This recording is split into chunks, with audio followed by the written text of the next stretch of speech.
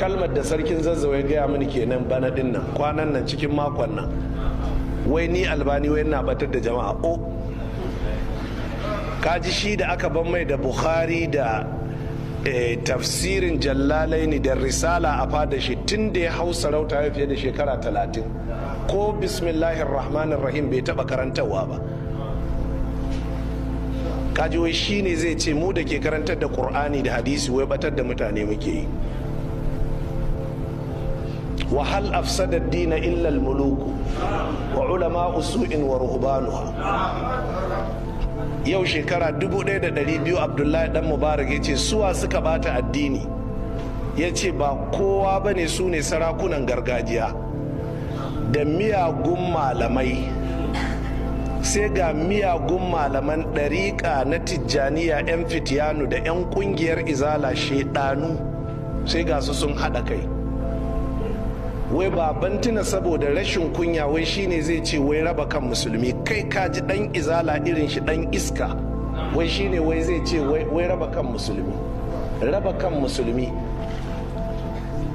kai yanzu dan izala yana da mutunci zai ce wani na raba kan musulmi?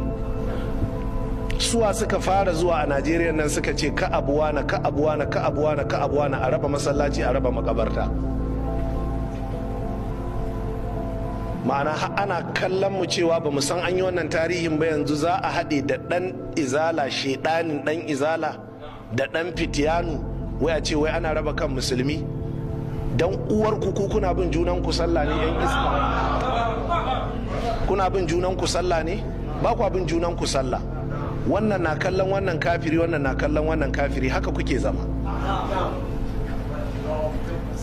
amma yanzu kaji sun je wai su ne za su haɗe mana kai. waɗannan su ne ibn mubarak yake cewa wa hal afsada dina illa al-muluk wa ulama usu'in, miyagun malamai wa ruhbanuha da masu bautar Allah da jahilci.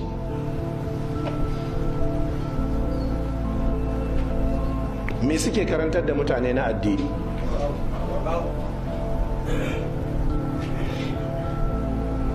ko kun fahimta jama'a? shine wasu 'yan izala da ke nan wai har sun yi waya wai suna fada balalau ga albani yana fada da malaman izala. na ce to kun ga irinta. shi nake gaya wani can da suke magana, na ce to kun ga irinta. yanzu nan shi da ya je ne a madadin izala? a'a, idan ya je ne a madadin izala, izala idan tana da matsala da mu za ta tafi wurin sarkin gargajiya ne? ko za ta zo makarantarmu ne, ko za ta gayyace mu masallacinta ne? ko kun fahimta? wannan yana daga magana da muka tattauna da su lokacin a ofishin malam balalau da muka je wa'azi yola din. na ce yau shekara 35 kenan ana zaluntar mu da sunan muna fada da izala, sai wani shedani sai neme mu da fada, wai kuma wai sai ce kawai wai mu zauna haka duk abin da ya so ya yi a kanmu, saboda in muka yi magana sai koma ya ce to albani na fada da izala. mana wai shi duk inda yake shine izala.